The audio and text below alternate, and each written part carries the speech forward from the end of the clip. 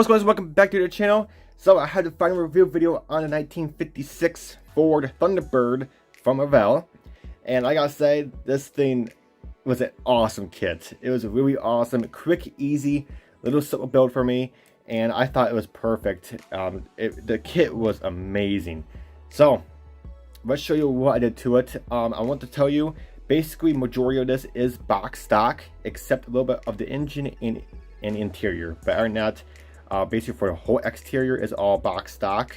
So that's, visually that's not usual for me because I have a 3D printer, and visually I do a lot of 3D printed parts on my builds. So, but this one's not the case. I did box stock because I actually love the box parts in this kit, or the stock parts. So it looks amazing. So let's show you what we did to it. So the black is not a special black. The black is actually Rust-Oleum paint from a can that I decanned and used my airbrush. So I decanned it, used my airbrush. This is just plain black. It's actually primer black, you want to call it. Then it's flat. Then I 2K cleared it with automotive 2K clear. Some of you ask what kind of 2K clear I use with automotive besides splash paints. I use Finish 1. This is Finish 1 2K clear, and it looks amazing. You do have to thin it, obviously. Put your reducer in it and thin it. Make sure it's ready for your airbrush.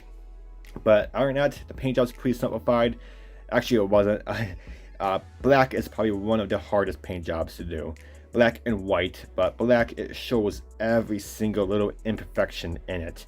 If you have a tiny little scratch in it, or say that you have a little piece of orange peel in it, it shows every single little thing in it. So black, it's pretty hard to do, but yet it looks amazing. Black looks so good. Once you get it clear coated and polish it, what you need to do to it, it does turn out to be a beautiful color on pretty much most cars. So that's it for the color. All the chrome has been stripped and repainted chrome into alclad chrome. So I stripped all kit chrome because I don't like the kit chrome.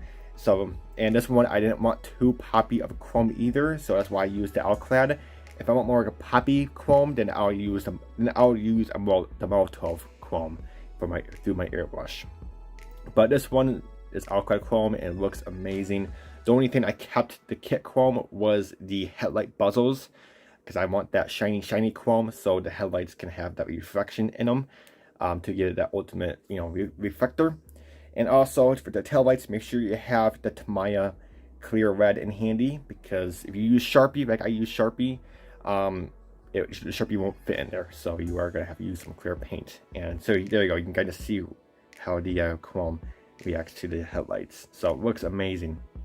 So that's pretty much for the exterior. Let's move on to the interior. The interior is actually molded in with the engine bay. So you do have to do some masking between the engine bay and the interior if you're doing like a body color engine bay and a different color for the interior. So in this case, I did just plain red from Tamiya. I primed it white. Used white primer from Tamiya, and then I used the flat red on the top because that gives it that ultimate red. I could also use pink primer, but I didn't have any pink primer, so white primer was do it, and that definitely did it for me. I mean, the red is very poppy in there. You can definitely notice it, and it looks amazing.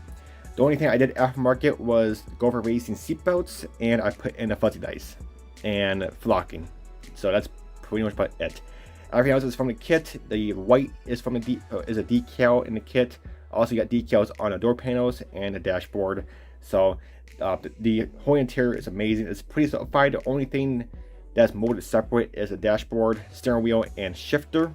But other than that, the seat and door panels are molded in. So if you want to do a two-tone paint job, like a different two-tone, then you are going to have to do some complicated masking to try to get your fingers in there, because the door panels and the bench seat is molded in. So kind of work your way around that. But other than that, the interior is pretty simplified, but yet it looks really good. The chassis is pretty simple. It's just flat black I did, and the exhaust is alclad aluminum, except the one mold part of the exhaust. The only thing molded into the chassis is that one little center part of the you know, the chassis, so you do have to paint that separate. I kind of show it right there, and that's part that's molded in. Then the rest back here is all separate, and then the headers on the engine is separate, obviously. But not much molded into the chassis, so that's nice. The diff is molded separate, but the diff has the leaf springs and dry shaft molded into it, so you want to do those separate colors. You are going to do some masking or just detail paint it. Not too big a deal. So that's pretty much about it for the chassis. It's pretty fine. The engine, I can't really open the hood. Actually, let me do some editing, YouTube editing, and just like that, we're back. The engine bay. It's actually pretty simplified, but yeah, it looks really good. The engine I did in a Ferrari red from Splash Paint, and I put one coat of clear on it, just give it so you know the red will pop up more. And then the chrome under there, like I said, it's all outcrad chrome, the valve covers and the filter. And then the distributor is actually a pre-wired distributor from Gopher Racing.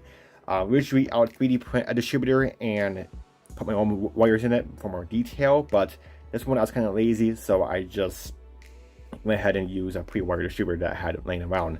But other than that, the engine bay looks amazing. You do have a heater over here, and then your battery, which those are flat black, and then you do have your master cylinder or brake booster, you want to call it, is molded into the battery. I thought that was a kind of interesting setup, but I guess it looks pretty good in there. That I just did aluminum and put a black wash on it. And whole engine, I did a whole black wash, and the transmission is just aluminum. So, but other than that, engine bay is pretty nice looking. It looks really good from the top. I'm glad it has an engine, not like a curbside type deal. So, but that's pretty much about the whole build. I mean, this kit was amazing. I mean, I'm going to say a beginner could easily do this. It's actually a really nice, simple kit. The only thing I want to tell you about, you want to watch out, is the mold lines. The mold lines, they are very big. Especially be very careful with the ones down here by the headlights and these marker lights. There's one that goes on the fender and goes all the way across to the back fenders. So there's some pretty big mold lines. So make sure you look out for those. You can't miss them. They're pretty prominent, and you know they're pretty hard to miss. So just get those out. Just be very careful, because there's ones, some of them are pretty complicated, like I mentioned, the headlights, and there's also one behind under the tail light housing type deal. So just be careful and just go slow, and just mark it with a Sharpie, and then you know, just get them out, because they're pretty big, and once you paint it, they're gonna stand out. So make sure you get rid of those mold lines, because like I said, it is an older mold. So, but other than that, guys, that's it. And just in case you're wondering, yes, the roof is separate, so you can make it into a convertible to show off that beautiful interior. And then here is the roof. Got the glass in there, then you get your side piece in there, and I also put a little piece of you know, fabric type deal for the headliner, and also it gives it weight. So, but other than that, guys, it looks really good. I highly recommend this kit. This kit is actually really nice. It's a nice, simple, chill build. I'll say if you did a complicated build and then you want to do something chill afterwards, this is definitely a kit to do so. It's really nice. Everything just locks into place. You know, you're not gonna have any issues with this kit. So pick one up if you can, and just build it up, and it's gonna look amazing no matter what. But I know, guys, that's it for this video, and until my next video, I'll catch you guys next time. Take it easy.